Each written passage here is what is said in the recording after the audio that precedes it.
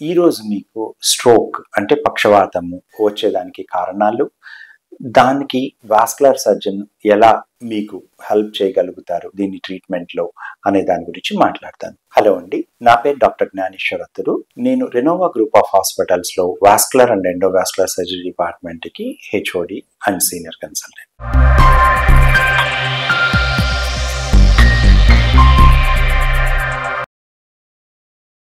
మీకు తెలిసే ఉంటుంది, పక్షవాతము అనేది ఒక ఏజ్లో వస్తుంది. దీంట్లో ఒక చెయ్యి కానీ కాలు కానీ పడిపోవడం కానీ, ఫేషియల్ పారాలసిస్ రావడం కానీ ఇలాగా జరుగుతూ ఉంటుంది. బాగా మ్యాసివ్ స్ట్రోక్ వచ్చినప్పుడు చనిపోయే అవకాశం కూడా ఉంటుంది.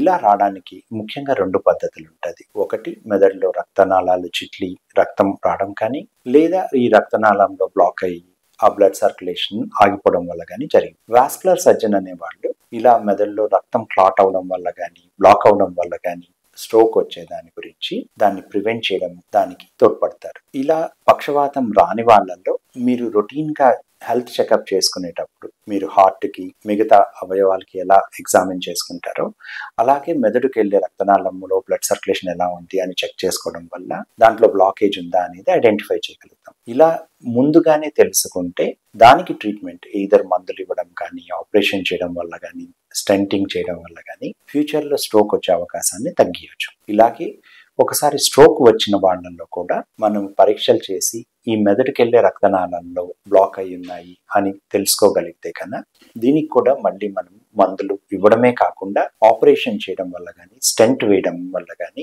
ఈ మెదడుకి బ్లడ్ సర్క్యులేషన్ని మళ్ళీ పెంచి ఫ్యూచర్లో మళ్ళీ స్ట్రోక్ వచ్చే అవకాశం కానీ, అలా స్ట్రోక్ వచ్చి చనిపోయే అవకాశాన్ని కానీ తగ్గించగలుగుతాం. ఇందుమూలంగా మీరు కానీ మీ ఫ్యామిలీ మెంబర్స్ కానీ ఎవరికైనా స్ట్రోక్ గురించి అవగాహన కావాలన్నా, లేదా స్ట్రోక్ వచ్చి ఉండి ఫర్దర్గా ఏమైనా ట్రీట్మెంట్ గురించి మీకు డౌట్స్ కానీ ఏదైనా క్లారిఫికేషన్ కావాలంటే రెనోవా గ్రూప్ ఆఫ్ హాస్పిటల్స్లో వాస్కులర్ అండ్ ఎండోవాస్కులర్ సర్జరీ డిపార్ట్మెంట్ని సంప్రదించగలరు.